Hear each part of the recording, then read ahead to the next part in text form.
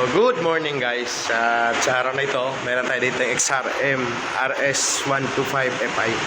So ang problema nitong motor na to guys ay kapag ito ay paahon na sa mga pagbiyahe niya, pag basta aahon na siya, namamatay yung motor niya, biglang pumapalya, tapos nawawala ng lakas hanggang sa mamatay. So pag pinaandar, redondo lang at hindi naman umaandar. Maliban na lang kung papahingayin muna niya ng matagal, tapos sipain at pilitin na umandar, saka lang siya ulit aandar. So ginawa niya, dinala niya rito, na unang reklamo niya ay yun nga, tapos nagsilabasan yung mga langis dito sa baba, no? Sa rekomendasyon namin, nagpa-change oil siya at tune up.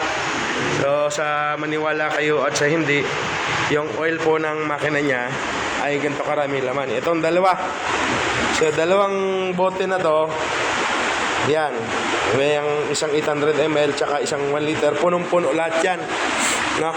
Ganyan kadami yung nilagay. Yung pala, nagpa-change oil siya. Ang nangyari siguro, hindi din rin yung oil, naglagay lang ng panibagong oil na 1 liter din ang nilagay.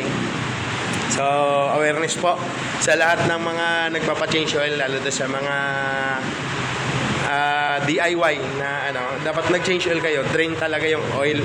Kasi ang mangyayari niyan, kapag sobra yung kanyang laman na engine oil sa makina, isusuka po talaga niya yan, dahil kailangan may i-maintain niya po yung compression sa loob ng makina niya na kailangan niya para tumakbo, no?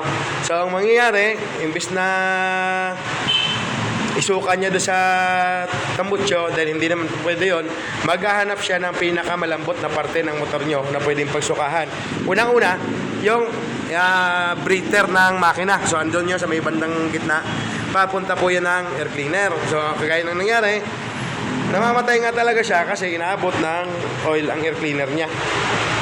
So ayan, sabog sa baba nung tinanggal ko yung air cleaner.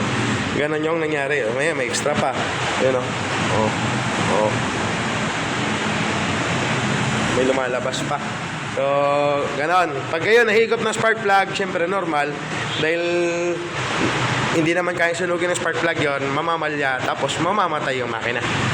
So yun, since palitin na rin naman talaga itong air cleaner niya at nabasa ng oil, papalitan na lang talaga natin. So okay na to.